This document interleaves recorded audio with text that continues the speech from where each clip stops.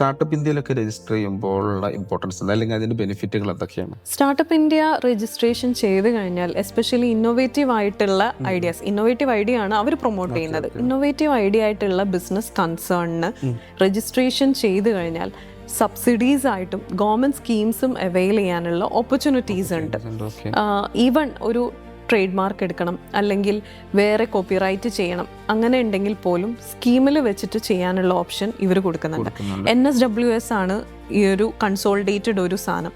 അതിൽ ചെയ്തിട്ട് particular state vice എന്തെങ്കിലും ഉണ്ടെങ്കിൽ അതിലേക്ക് നമുക്ക് അവൈൽ ചെയ്യാം. ഇപ്പോൾ നമ്മളെ കേരളേൻ്റെ ഇതിൽ കേരള സ്റ്റാർട്ടപ്പ് മിഷൻ ഉണ്ട്.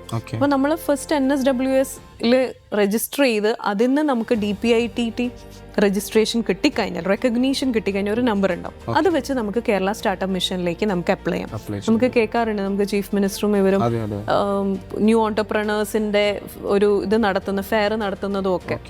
അപ്പം അതിലേക്ക് പോകണമെങ്കിൽ നമ്മുടെ കാര്യം ഇതിൽ രജിസ്റ്റർ ചെയ്യണം. പക്ഷെ അതിൽ മെയിൻ ആയിട്ട് ഒരു പ്രൈവറ്റ് ലിമിറ്റഡോ LLPയോ ആയിരിക്കണം. അത് നിർബന്ധമാണ്. കാരണം രജിസ്ട്രേഷൻ ഉള്ള കമ്പനീസിനും LLPസിനും ആണ് ഇവർ പ്രൊമോട്ട് ചെയ്യുന്നത്.